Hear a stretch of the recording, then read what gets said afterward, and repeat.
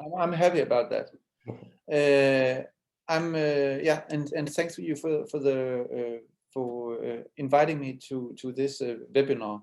My name is Thomas, and I'm working at the Danish daily Politiken, and I've been a part of the jury for this year's competition.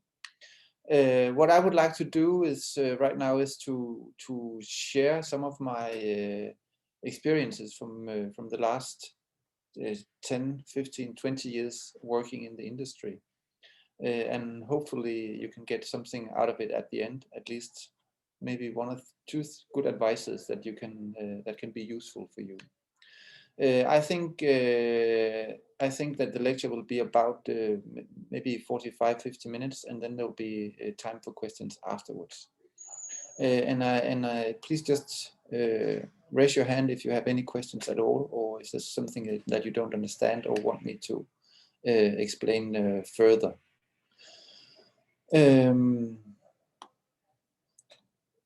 So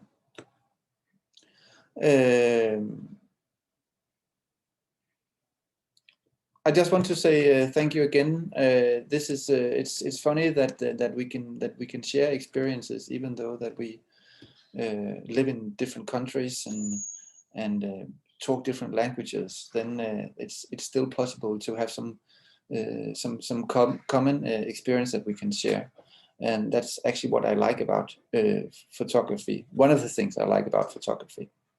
Another thing is that that there's no there's no right and wrong regarding photography and how you read a photograph. So what I say within the next hour is my personal opinion. Maybe I'm not right.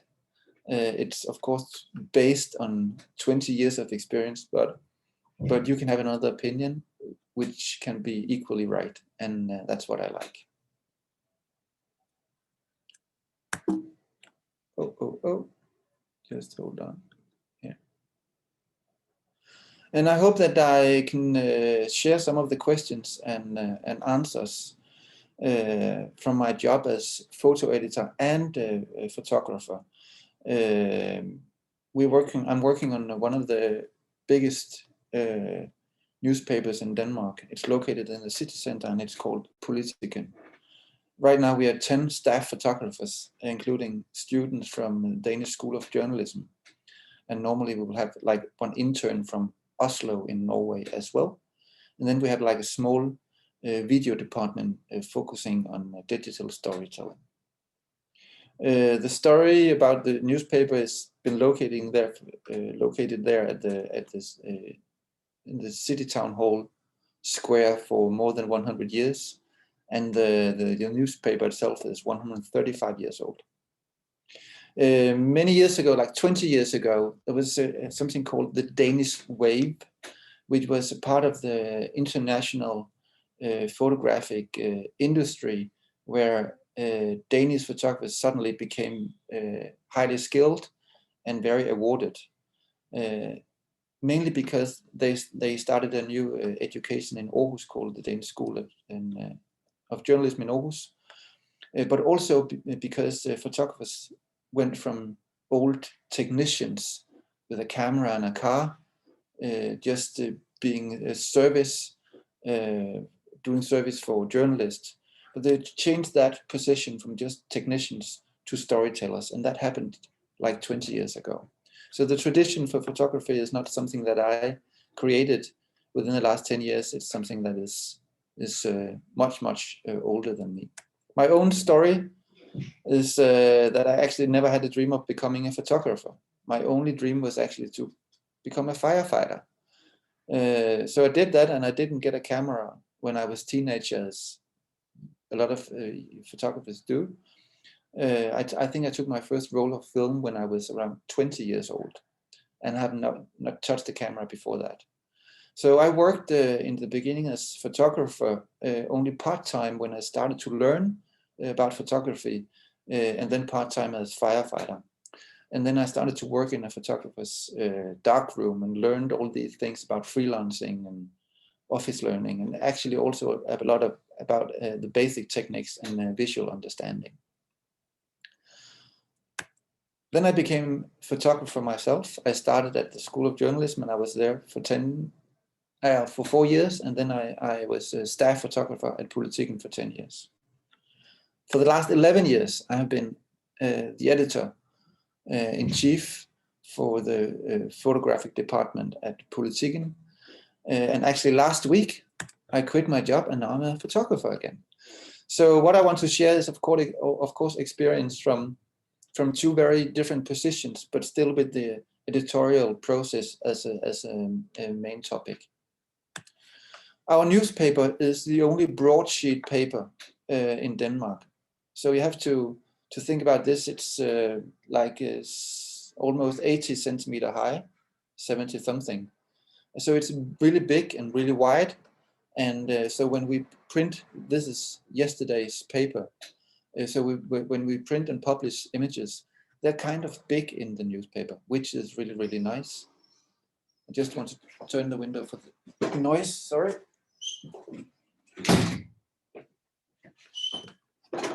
So when you see images published like this, they are really, really big, which is nice, of course, when you are a photojournalist, that your stories are printed wide, big, and prioritized. But this is not something that I created. The first picture was published in Politiken in 1908. And actually that was where our tradition for photography started. So most of the historical images from Denmark is made by staff photographers from Politiken within the last 130 years, which is really amazing.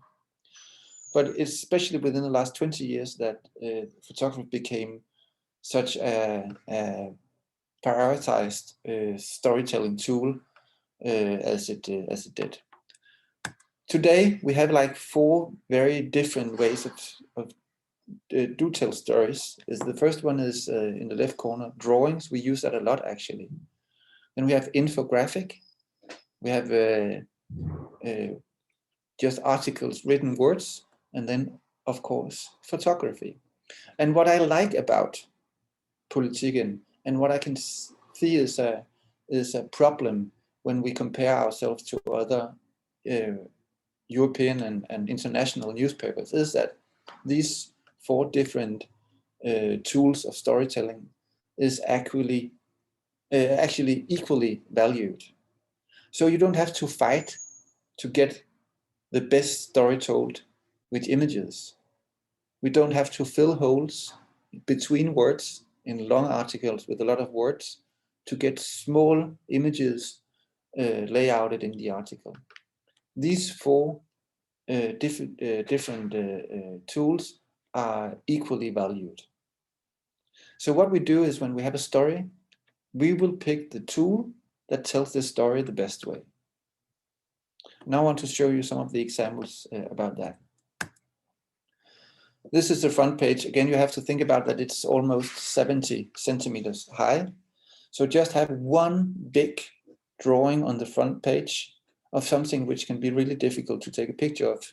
This is about the conflict between North and South Korea just before the Winter Olympic opening in South Korea. It can be really difficult to show something in a very specific way with photography, and sometimes it's better and to do it with a drawing, and I really like that. I don't want to fight for a bad photograph if a good drawing can tell the story in a better way. Another example is how we use the layout in a way that I really like. If you see on the main page, you have a huge image, like 5 columns wide. But what I like about this is that in the top of the newspaper page, you use the same colors as you do on the main picture. I know that every day we tend to see how we do the best front page, not only by the image, but the whole page, how it works together. Or something like this. This is about, it's a climate story about how you can compensate for flying with the pay your dent to the climate, if you say so. Or we can use you know, very simple ways of telling stories. This is just a small poem and a cartoon. And as you can see, the name Politiken, as you see here, is changed in the next example. So this was actually the gay Pride Day in Denmark, where we changed our name to LGBT instead, which is a nice small comment. And if you see it, you do it. If you don't, it's okay. I like that when we kind of tease our readers with the intellectual grab that make you a bit curious about, oh, what will be on the next page, because we change the way in our approach to the storytelling process. This is 3 different pages, all very, very big. And this is a story about our national railway system. And instead of having like just a picture of a train, I really like that we kind of play with the whole newspaper as a whole. And I know that the readers love us for doing this. So so this is a way to do something different. This is just a beautiful story about how people, and especially kids, manage to live in asylum centers for years. But I just want to show how it was used. We removed all the articles and all the ads, and we just had this one photograph on the front page. And I love being a place where that is possible, of course. So this was a very short introduction to the place where I work and who I am. And now I want to give you some different examples of advices that might be useful for you. And what I do hope is that when we are done with this lecture in 1 hour, then you just pick one of those advices and use them in your daily work. For some people, it can actually make a huge difference. So so you can use them if you want. I know, and some of the advices might seem extremely simple, but they're not. I have been in different juries around the world, and I've seen a lot of really, really, really good ideas that are badly told, badly edited, or just badly told, or really, really stupid ideas that are badly told. So just like having the first advice is use your curiosity. And actually we do that all the time. We just tend to forget that we're doing it. So I just want to suggest that you have, like on the notepad in your iPhone or cell phone, that you have like a small page just with ideas, and that you write down every time you're curious about something. Wow, what's behind that door? Where did this woman go? How do they make cars, milk, blah, blah, blah. Every time you have a question, then write it down. And then one day when you're lack of ideas, go through your notepad. So use your curiosity, because it will open your eyes to a new world, and it will make you be more professional in your approach to what you actually see. I like images like this, like, what the fuck is going on? This is from the Roskilde Music Festival, where normally, not this year or last year, but normally 100,000 people will meet and listen to music and talks and stuff like that. And this is an image that I like because it kind of sum up the festival. One year, you know, the rain was pouring down and people was drowning in the camping, not drowning for real, but like this, everything was wet in the camping area. And this is a Norwegian guy that is diving for his vodka bottle that he tried to hit 2 days before. And for me, it's a kind of a story that I would like, because it's a curiosity thing, that you go out and you're curious and you see things and you actually just take a picture of it. All these different examples that you see through my lecture is all made by photographers from Politiken. or the floating ice bear from the Danish zoo, but you can't see that. It's not only floating, it's actually kind of flying instead, and I really, really like that. And this image, you have to think about the newspaper size, which is 70 centimeters high. So this image is like almost 1-to-1 size of an ice bear. And I love, of course, that I'm working in a place where we do photographs like this, but also that we have the guts and dare to print it like oversized. I don't know any other newspaper in the world that would do that. And I really, really like it. Curiosity could also be about politics. We often see politicians standing outside a meeting room, telling about all the negotiations that have been going on inside the meeting room. But this is actually the picture from one of these meeting rooms in the Ministry of Finance in Denmark, after they have been negotiating the whole night. And what I like about this thing is that it actually makes me more curious. You know that there have been some kind of activity going on in here for like an hour ago. You know that certain people have been sitting in this room talking about the finance for the next year for the whole country. And even though it's a very silent picture, it asks a lot of questions. And I like that. So it makes me curious. This was actually just a news story about horse meat. There was a critical story about IKEA. They have small meatballs in the cafeteria, and but there was an investigation which told that they used a piece of horse meat in their meatballs, and it was a huge story, especially in Denmark. And one of our photographers did this horse on the menu feature, which was really, really beautiful. We also have to be curious about life and death. This is the story about a woman in a hospice caught by cancer and almost dying. And it was a beautiful feature story about the last month of her life. And I really like that we can do stories about life, but also about death. And we should be curious about people and feelings. This is like a man camp where men had to learn about their own feelings, but I really like that. Or we have to be curious about the world. So when people are fleeing through Europe, we need to see pictures of it to understand what people are going through.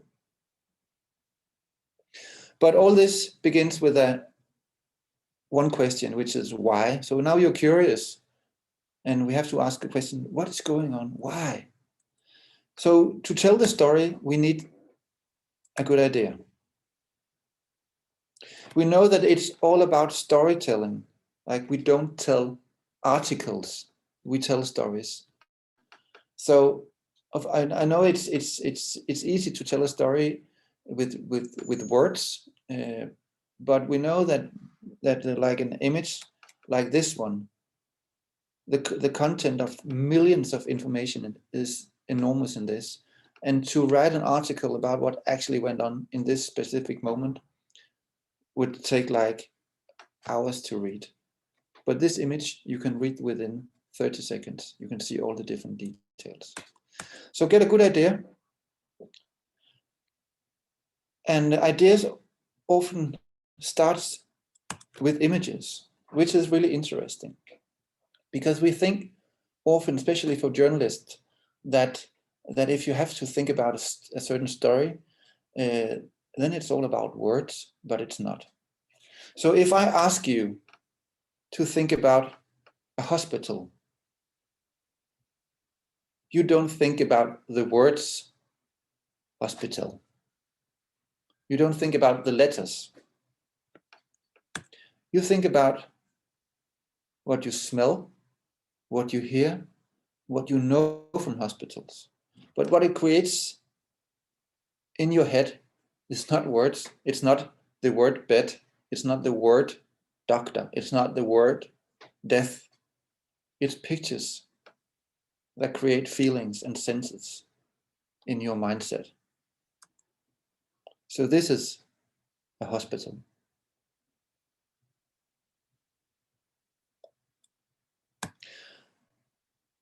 So you need to get a good idea and start to do like a clustering, mind mapping. Think about a nice story to tell. This was about the city Prague in the Czech Republic, where a lot of young Danish people go every year to get really drunk, to go there with their high school or with their gymnasium, and then they just get really, really, really drunk. They should have some kind of education down there, but often it's just about having fun. And Denmark got a lot of criticism from the local authorities because the Danish youngsters were such a pain in the ass. So we went down there with a photographer, not to take pictures of the Danish people only, but also taking pictures of the people looking at these Danish young drunk students. And I like the approach in this story because it's about photographic approach, and it's about having a good idea. I just have to open a window. There's like 100 degrees in here. Sorry.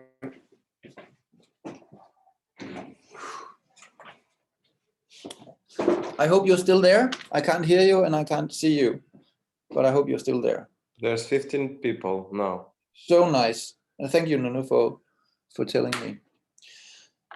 My next example is from a tragic accident in a railway pass where a whole family got killed. And actually we went there by car. It's almost 4 hours by car. And the photographer did those 2 images. That was the only thing he did, just to see what the family in the car, but also the guy driving the train had as a vision for the last second before this tragic accident happened. We were too late to do a news story because everything was, cleaned and the cars were away and the ambulances was gone.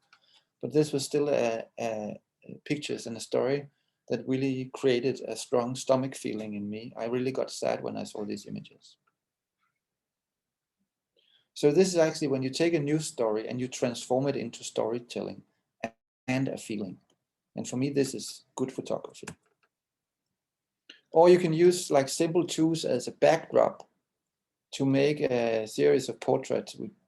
We don't like really have a lot of really poor people in Denmark because we are a rich country, but still we have people that need some kind of aid and help. And by doing this in a very conceptual way, having a backdrop and taking people out in the city center, make some kind of conceptual approach, which I really like. Another good idea could be going to a hospital. This is 3 images that are put together, but this is pregnant women.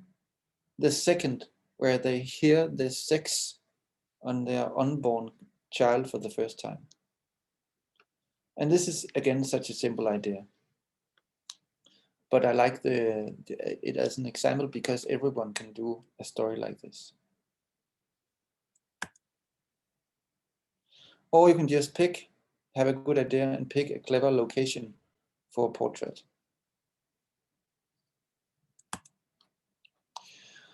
The next one is something that I really like because, as you can see, it's a beautiful guy with beautiful hair. The approach to this story is the thing I want to talk about, because we had this female photographer, Miriam, and she went to a local barber shop 3 hours away from Copenhagen. And this barber shop is in a area where they have a lot of social issues. But instead of doing a feature story about the social issues, she went to the barber shop talking about haircuts. So in this way, we kind of came around the whole world. It was not about crime. It was not about drugs. It was not about conflict with the police. This is about haircut. But at the same time, same time, it's also a portrait of a city and a part of a city. And I really like this way of doing storytelling. So you need to be curious, you need to have a good idea, and you need to ask yourself, what is the story about? And how do I tell that story? There'll be more examples. This is just like an ordinary portrait of a Danish writer. There's so many different ways of creating a feeling and atmosphere. But you need like a variation. And you need to know what this story is about. Is this a man struggling with something? You know, he's going a bit uphill. Is it a difficult life? Or can you tell the story best from a distance? Telling that he's in a cross path and maybe he can't take a final decision on what to do. I like the variation in distance here, and I like that this is actually the same man, but it's really different images. But together, I think they create a beautiful story.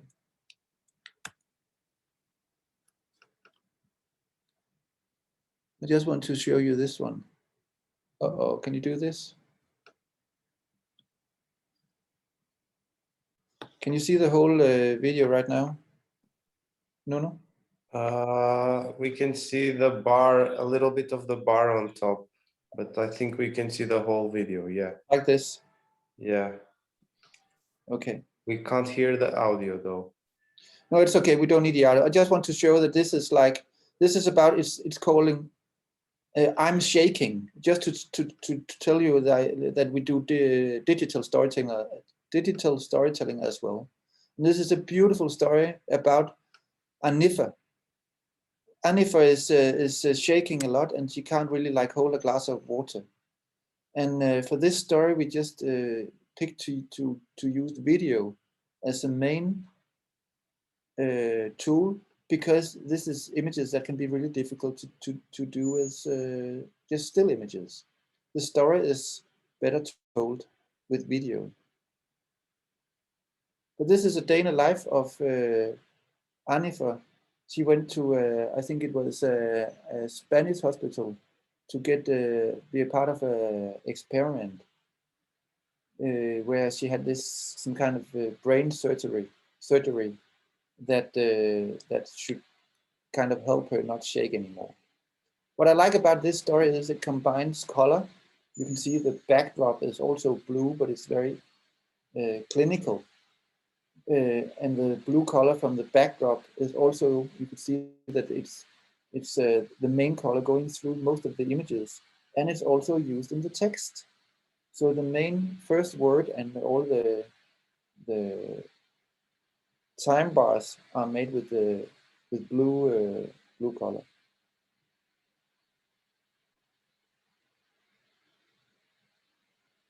Just want to go through this.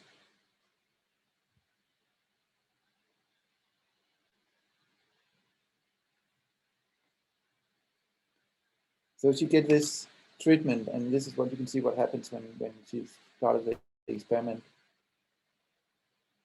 Thank you. And now you see her with the water, and she don't shake anymore. Right?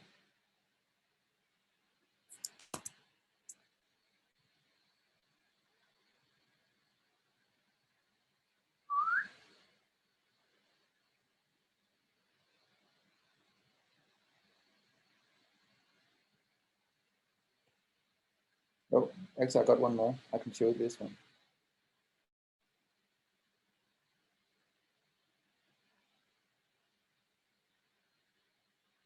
And this is the same. This is a story about isolation. And what I like about this story is that we went all in isolation 1 year ago, and so did our intern at Politiken.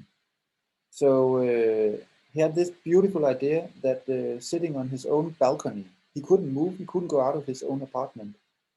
He wanted to do a story about his neighbors. So he did this story about the people that he could reach from his own balcony. And he called them. He checked up the phone book and he called them and he made small interviews about who they were. This is Ella, 9 years old. And what he did was just going around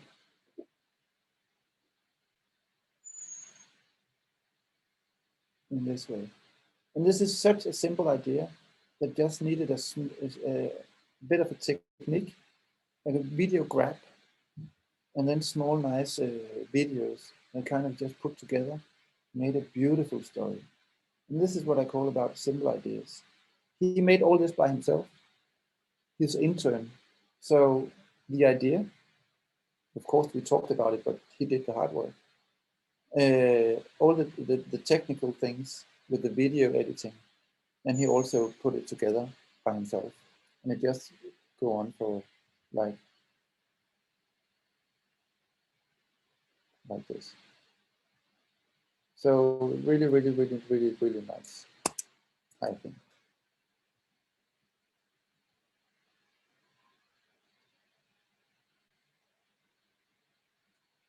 And now you can only see my screen again, right? Yes. So what I want you to do is like, or when I should explain about Politiken is that on a daily basis, I want us to create a frame that everyone would understand, like all the readers know exactly what Politiken is. And because of that, we should break that frame, do experiments, and give them something that they don't expect every day. In that way, we keep on making ourselves interesting, and it's going to continue to be really funny to work at Politiken. So rule number 3 is think about form and content, how you present your work. This is a story about a woman that actually died giving birth. She survived herself, but she lost her kid. And we did a digital story about this as well. And together with the photographer that did the images, we went. We did a cooperation with our one of our people making drawings in the one of our drawer, and they did things like this, putting watercolor to all the images, and it created a really beautiful sense throughout the whole story. And it was kind of a fairy tale more than a photographic story. I really, really like that. Or you can do more conceptual approach,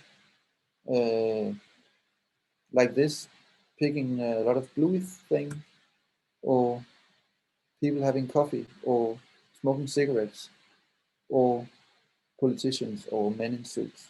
They're very, I don't think these single images are very good, actually, as photographs, but put together, it's really interesting. And suddenly you can see that there's an idea behind this, which I think that the readers like. Another thing you can do about form and concept is the use of color.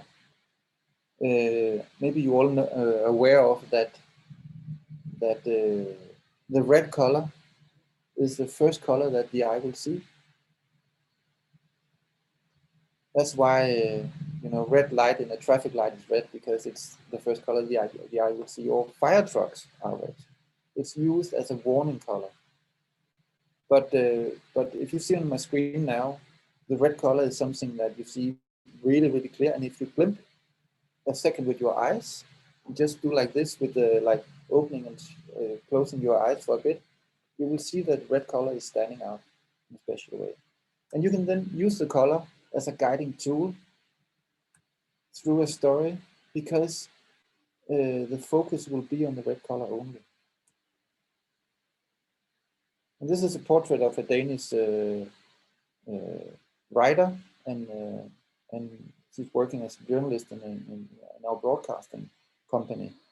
But I really like the way that the red color is used here. So if she had had a green shirt instead, it wouldn't have been a nice story, not visually at least. Another idea about content and form is making a silly assignment really interesting, not only for you as a photographer, but also for the editors and the readers. This is actually an interview about people that gave up smoking, but you can't take a picture of people not doing anything.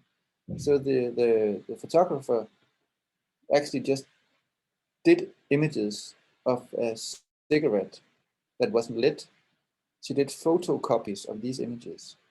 Then she just removed the cigarette from the paper copy and put them together and did a new image, a new photograph of these, like her whole layout idea from start to the end. And suddenly this was not just a silly assignment, but it turned out like a really strong visual idea. I think when you surprise me as an editor, as a reader, then you're a success as a photographer. Or you can do like just a totally classic reportage story with a lot of classical feature images that can be used to tell us a story from start to the end, like have a national or a natural ending, like the last picture you see in the bottom, waving goodbye, and it had to start another place. Or you can use Hipstamatic or the camera tools in your cell phone to do a conceptual story approach. This is about some women, no, some small kids that had been removed from their adoption family. Or just gray pictures from a gray day. This is typical November in Denmark. I know that you're not that used to gray skies in Portugal, but this is very typical Denmark. And actually, the photographer was in a really bad mood that day. Like he probably had that mood, the grayish mood. And I sent him out and I said, "Can you please take pictures of this mood, and then we can publish it in tomorrow's paper." This is a Danish singer. And what I like about this story is that that the photographer did like family portraits, like she was a family member to this musician, and then she did the final layout was like a family album, which worked really well in the newspapers as well. So instead of just having these images, they're nice, but they're kind of traditional. The photographer used these these layout solution instead, and they were actually the one that ended up in the printed edition. This is really nice.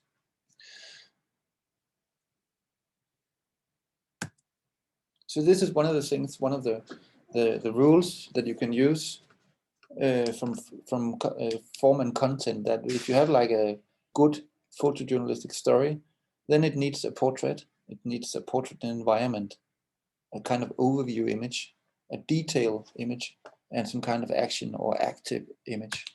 You will be able to see it something like this. This is about young people in the suburbs of Copenhagen. But this is actually a very classical feature story that you can make with just 5 images. So you get a kind of feeling of what the story is about. It's about young people. This is detail where they have their nails done. On the left side, it's kind of a portrait. She's having a small tattoo made, and that's why she's looking a bit odd. But this is a classical news story. So now you have the curiosity, you have the idea, you have the content. So what you need now is the fourth advice, which is use of emotion, because emotion makes us react. There's a big question, like, what is a good photograph?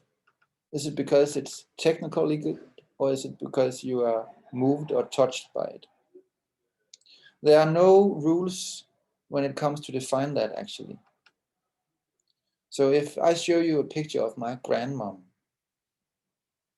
or images from a summer holiday somewhere, It might be a really, really nice picture for me as a person, but for you, it will be really boring and you can't use it for anything at all. So is that a good or a bad photograph?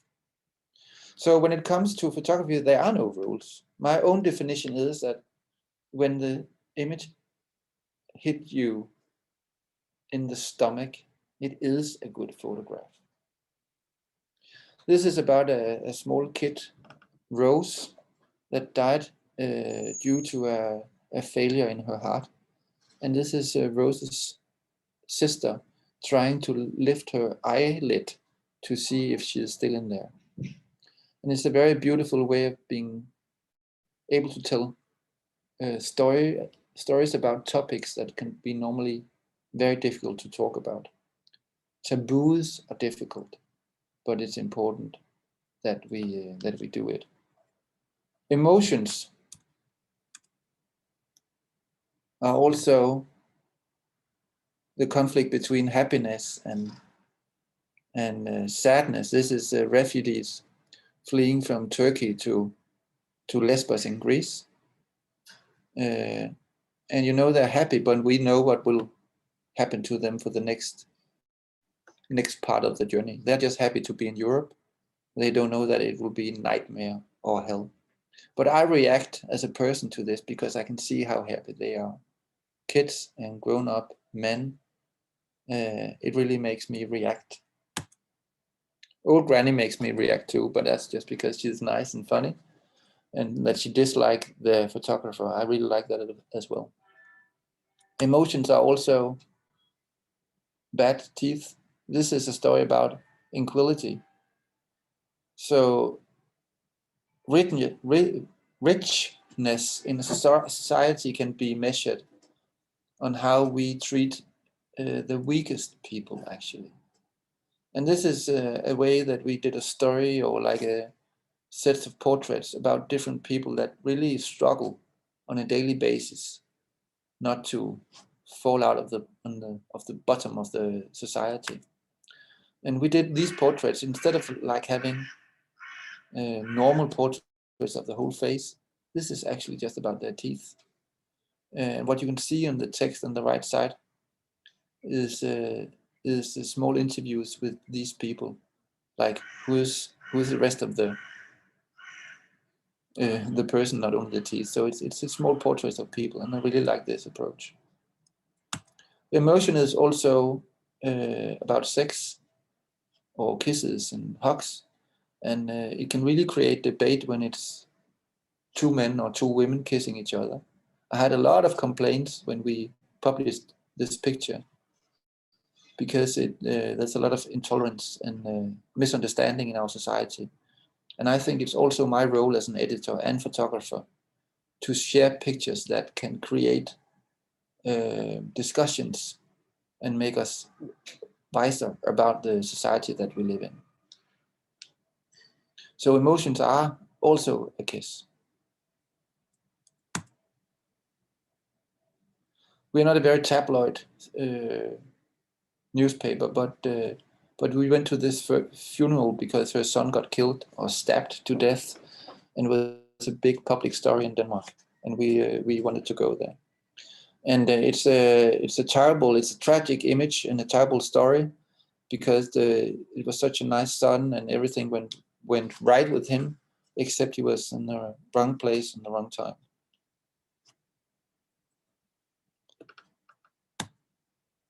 And when it comes to animals eating animals, people get really pissed. When it comes to something like sex or clothes, people get really pissed, which I like. But I think it's important that we push the borders and boundaries. This is an axe that was used to kill a whole family, this axe, and we published it on the front page and people got really pissed. What I like about this is actually that we don't show anything with this image except an axe, but this image creates a lot of other images in the minds of people seeing this photograph in Politik. So just by seeing this image of an axe, they create their own story about what actually happened when he killed them. just to believe that a picture of an axe can do that. Oh, this one, which I really love because it's also a sound, you know, it's a very typical neighborhood in Denmark.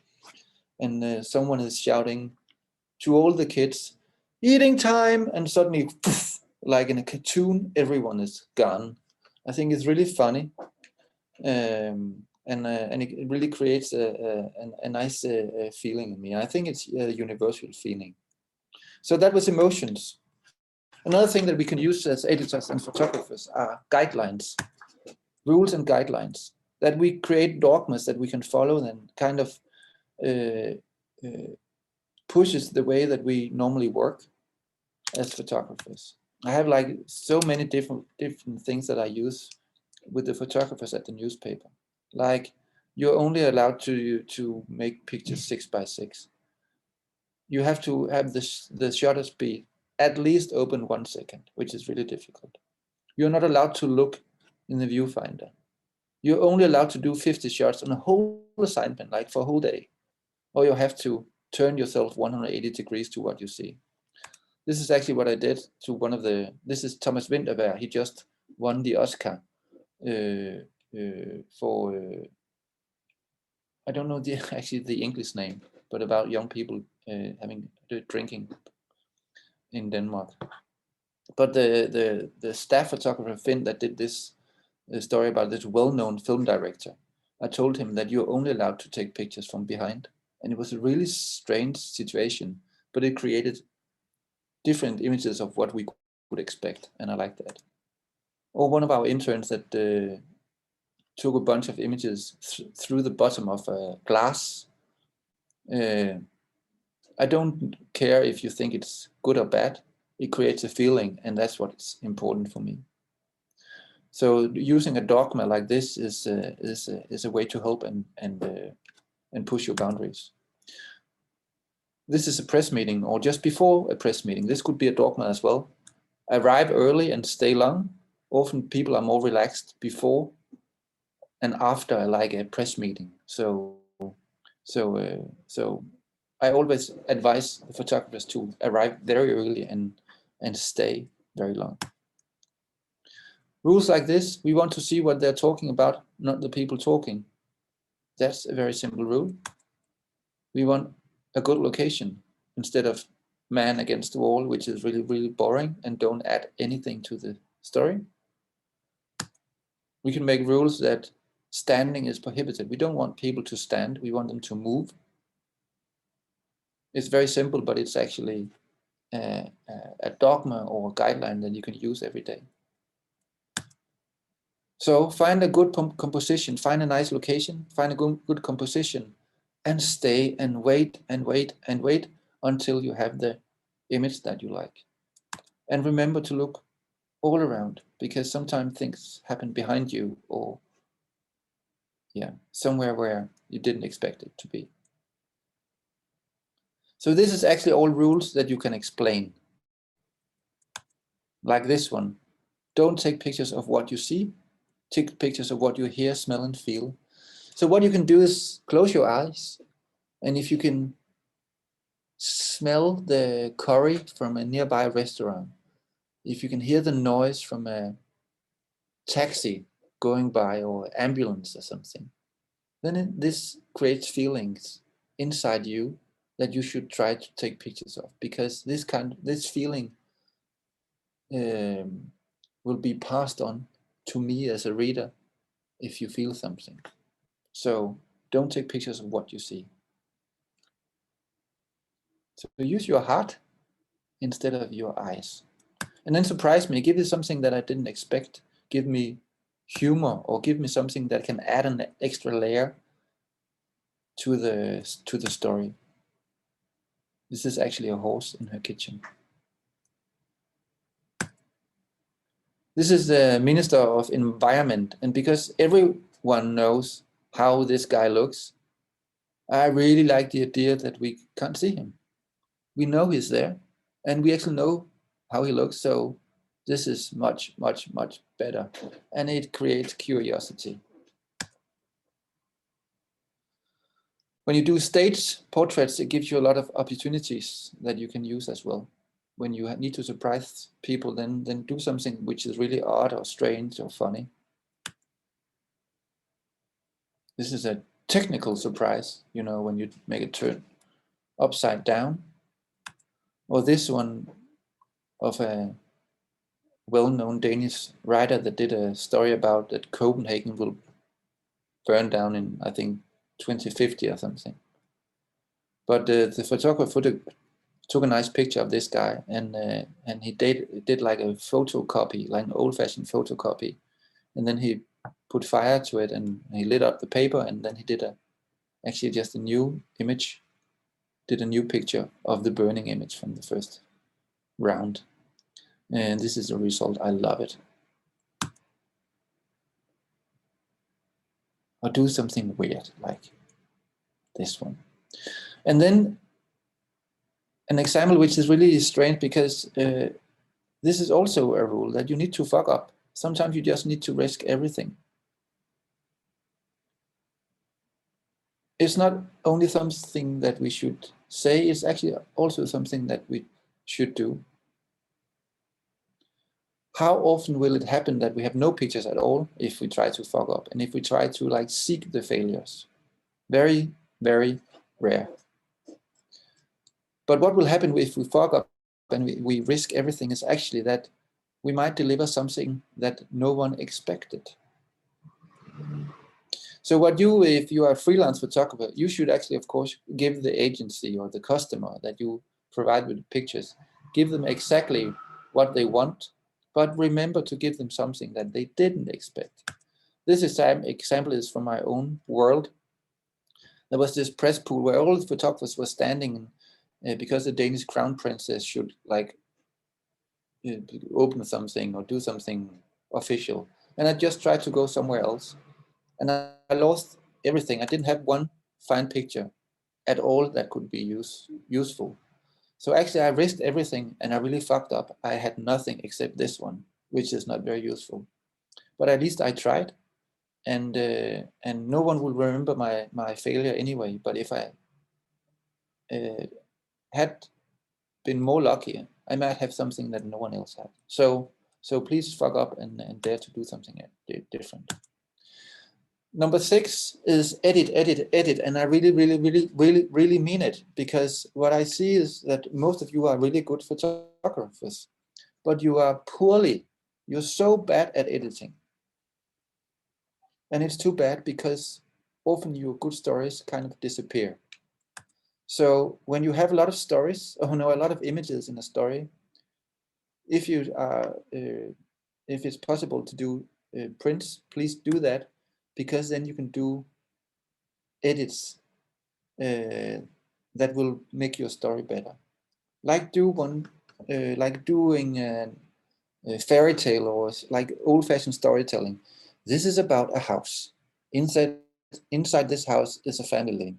This is the man living in the house. This is the father of the house. This is how he eats, blah, blah, blah. So if you can't explain the story when you put the paper copies on the ground, then you need to edit the whole story.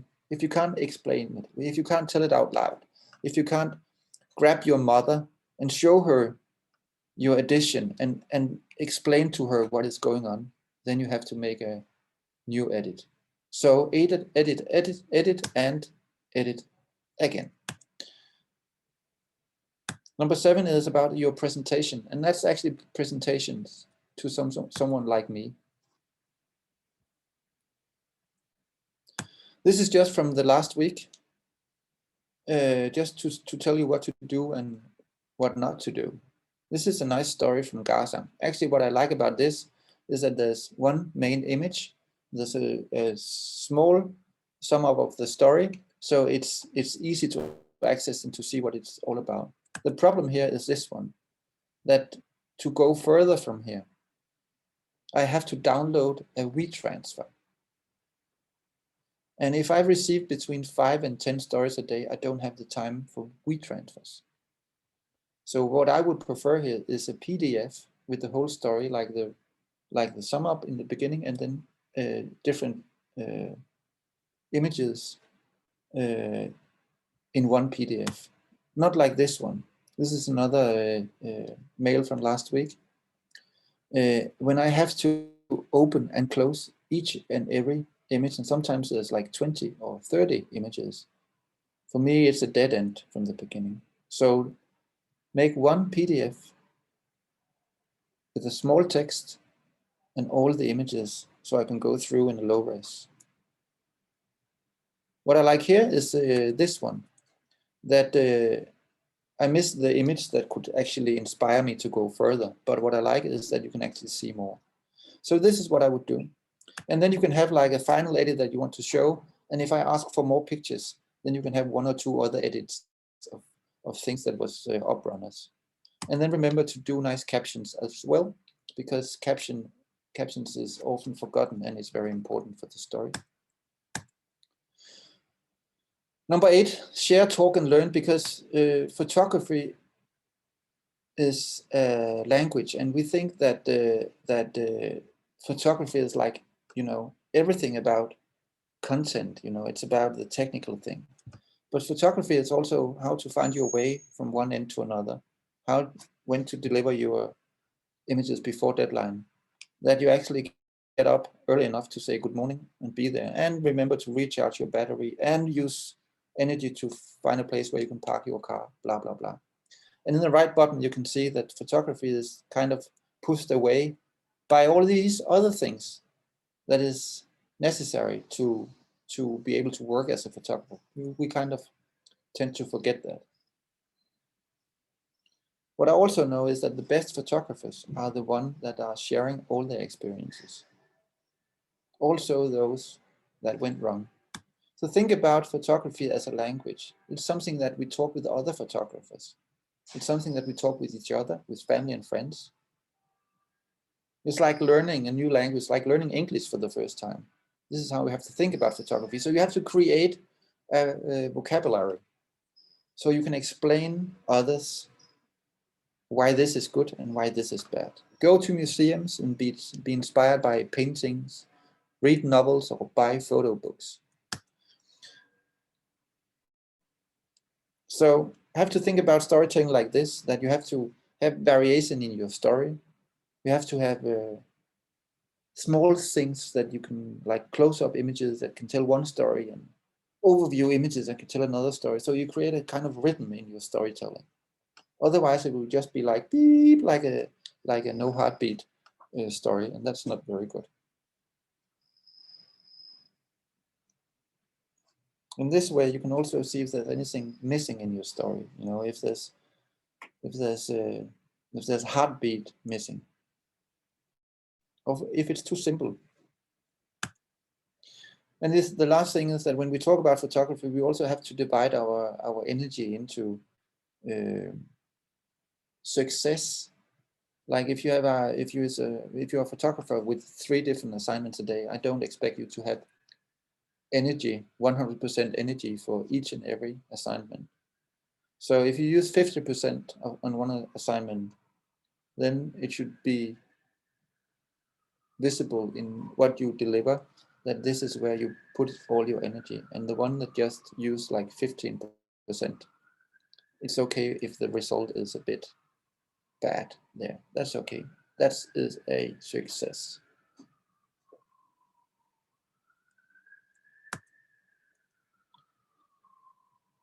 And this is also something you can do with your stories. You have to share. This is Mads Nissen. He just won the World Press Photo First Prize Picture of the Year with this the first embrace, the big hug, COVID hug. But this is last year when we did a exhibition together. And you can see how old-fashioned this is. We print, put it on the floor, we put it together. We even glue it to something that we find on the floor to see how this will work as an exhibition. It's very old-fashioned. But in this way, we create a language so we can explain to other people what we think and how we want things to be done. So I know this is really simple, but shoot until you're done and then submit it to contest and portfolio reviews so you get feedback on your work. I think most of you are actually sitting very alone with your stuff and you don't know when it's good or when it's bad or what you should be able to do in a different way to become a better photographer.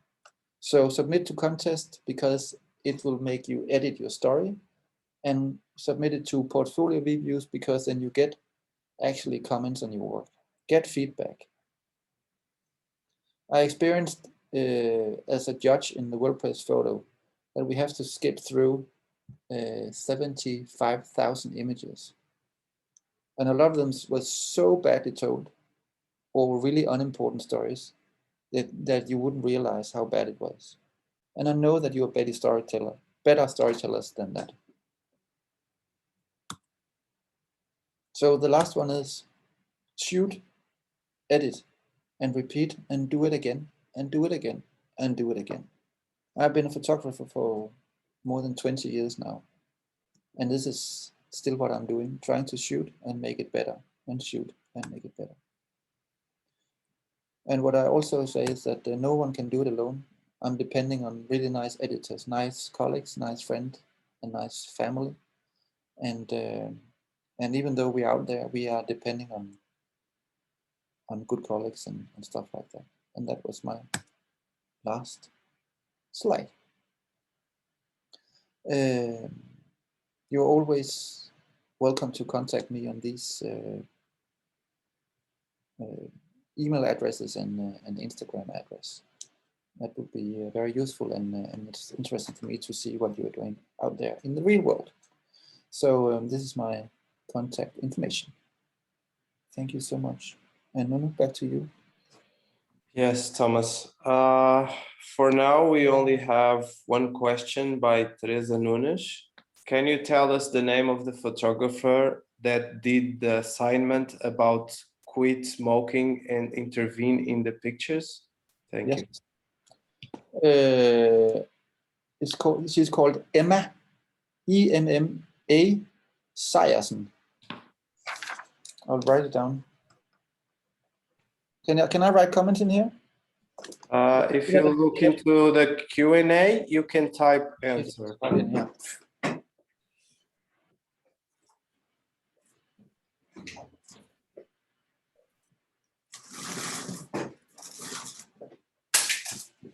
Oh, fuck, it's so burning hot here. Sorry, 2 seconds.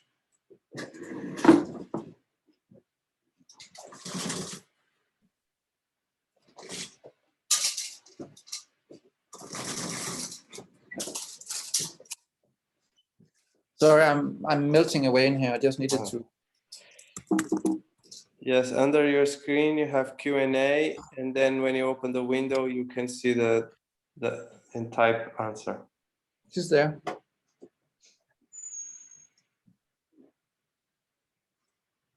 You got it now? I think so. Emma is, she used to be intern at Politiken, and she's really, really good. She was also the one that did the family-ish pictures of the singer, and did this thing with glued together with the beautiful tape and on color pages and stuff like that.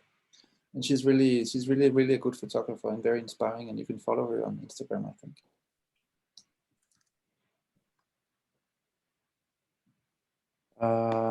Hi, Thomas.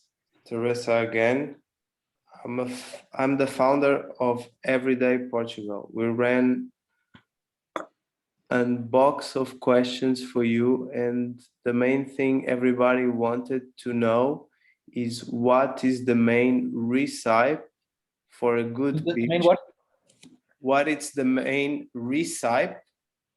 recipe? Oh, okay. Recipe for good pitch for you as a photo editor. Do you prefer to receive a pitch already finished or just an idea? I prefer to get the final edit. And what I would also ask you to, I don't know if other editors do that, but I like that, is that if I reject it or say no thanks to what you submit or pitch, then ask why. What should I do different to make you accept this and publish story? Because sometimes it's because it's a bad story. Sometimes it's a really good story, but bad timing. Sometimes it's just, I don't know, it can be different reasons.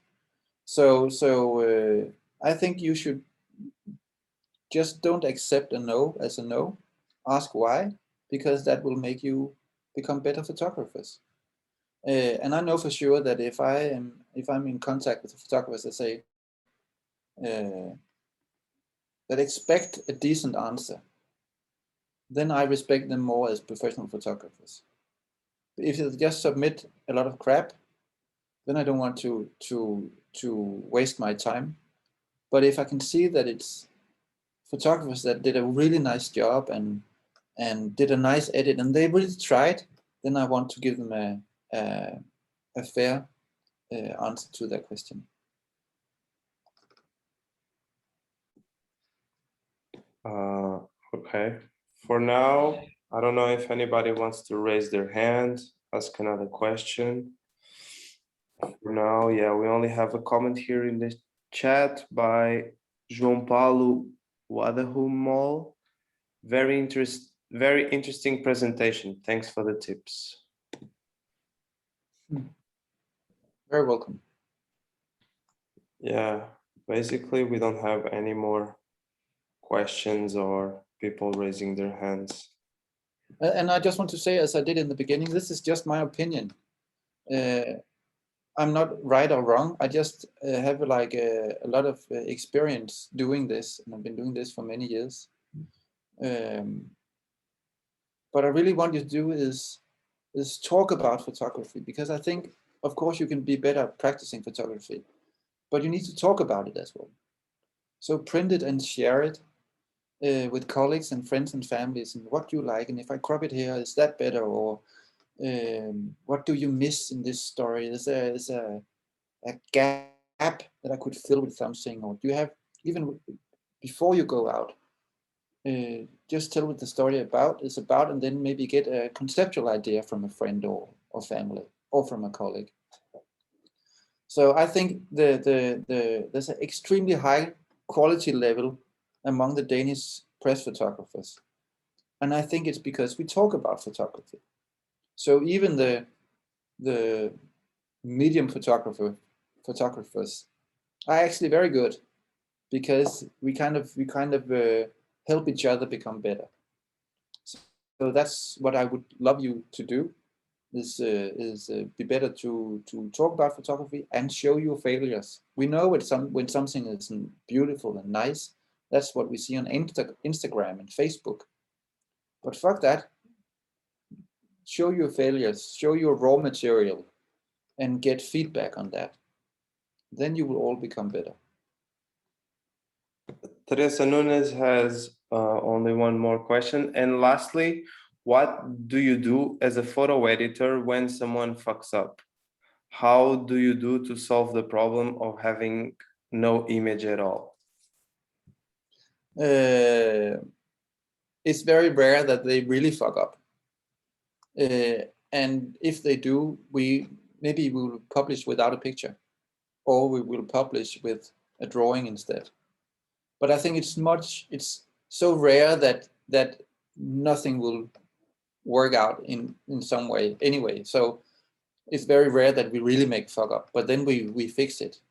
I think the risk of doing a fuck up is so little compared to what you gain of trying to do the failures. I had one really good advice from a very good friend at one point when I was a photographer, and I asked her. I had to go to this assignment, and I was a bit scared and a bit anxious about what to do. And I asked her, "What would you do? What should I do?" And she just said, "You just have to make a picture that you haven't made before." And I know, even though it's a very simple example or idea or advice, it's actually very true, because we tend to use the same lenses the same way, use light in the same way. And suddenly having this as a dogma or as a guiding rule, that you just have to make a picture that you haven't made before. Wow, that's actually a very good idea. And doing that, you are going on thin ice, because maybe you're not sure about the technique. Maybe you use your flash in a new way. Maybe, but it will push your boundaries. and that will make you a better photographer. So so it's a simple advice, but it's really useful, and I tried that. And now I'm like since last week I became a photographer again, and I'm really shit scared of not doing it in the best way. And all these dogmas I try to teach to the photographers and the interns here at Politiken, I have to use them myself, of course. And there's one more question. Is there a common platform in Denmark to show the work of the photographers, like a website or something? No, but it's a small society. So if it's only between photographers, I think we follow most of the photographers on Instagram and stuff like that. And we work. Some of the best photographers work for the big national newspapers or the big magazines, and it's a small world. We know each other, but there's no specific place where we can like share stories. Of course, Facebook, but we should boycott Facebook, all of us. So yeah, we don't have a common place. And Teresa asks, can you please show the first page of your number 7 advice? I haven't read everything and it's so important. Number 7 advice. Was that it? Yes, that's it. Number 7 advice. Number 7 advice. Uh-oh. That was just the presentation, right? I think this is this one.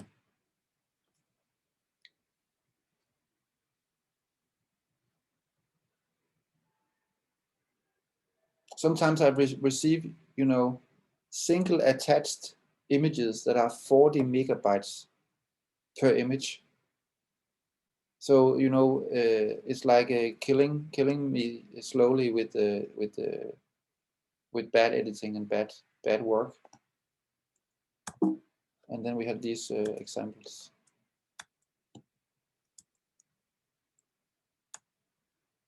You see the size of these attached files here. That's there. You can actually open these on a mobile phone, but having like 40 megabytes is so stupid.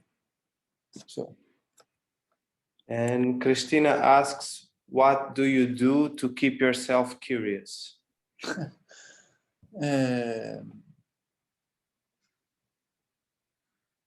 I'm curious by nature. I read books. I go to museums. I stop. I prefer walking or biking in Copenhagen on assignments. I don't take my car because if I see something which is interesting, I stop. And my kids, they hate that I ask questions. So if I see, we walk together and I see something strange in the streets, I'll just stop and ask people. So I'm always curious, actually. And I think it's almost like a childish approach to life that, wow, what's going on over there? Let's go and look. Or how do they make candy? Or all these questions that are kind of childish. I have no problem asking them because I know that our camera is kind of a unique key into people's life. It's amazing that if you are a photographer, you can go and ask the police, can I drive with you on a patrol in one night? You can go and ask the Queen, can I come and visit you and take a picture of you? You can ask a normal family about following them on a daily life, I don't know, a Wednesday in their life to see what it is to be an average family. But if you were a baker or a plumber or a technician, you wouldn't be able to ask the Queen, hello, I'm a baker. Can I follow you for a day? No, you can't. So just by having the camera as this unique, universal tool, that's a key into people's life, combined with curiosity, that's the perfect match for a photographer. And Teresa Nunes asks, do you suggest a good book for a photojournalist to read and learn further about editing their work? I think that photographers are so different that you should take the kind of work that actually works best for you. There's not one single book. But I know that, for example, Stephen Shaw, maybe I can write it here. Can I write it here?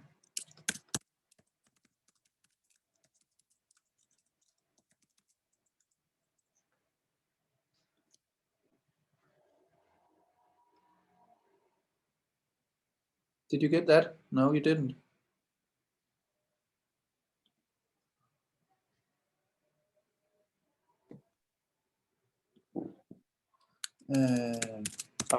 Now I can see that you're typing. Did you get that? No, shit. I'll just do like Yeah, this. yeah. It's on the answered. Okay. So like Stephen Shaw is like because his international, he did like a lot of books, but it's just one example that for a guy. But then I know he had like a beautiful exhibition in London. Once I was in Bilbao, I saw a video installation, which is one of the most amazing things I've ever seen. And I was so inspired by this video installation. And it was the only thing I know from this artist's work. So I think what you can do is just get inspiration everywhere. And yeah, just go out, love life, and ask questions, and then use, because people think that the camera is okay. So you can go to this stranger in the street and ask if you can take their picture just because you want, and that's okay. And you just have to be confident in that role everywhere around the world, also in Portugal. Okay, Christina just adds to the curiosity question. Yeah. Keep being curious like a kid, isn't it? And she thanks you. Thank you. Okay, Thomas. For now, no more questions. So But thank you so much for inviting me to this webinar.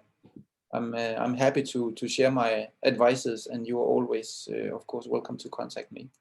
And I will be in Coimbra for the next couple of days to the photo festival there. okay, thank you Thank you so for much. this nice webinar. And also to let you know, we finished with 15 people. So yes, I'm gonna just close the room for everyone. And thank you. Thank you. Goodbye, all of you. Take care. Go out and love life.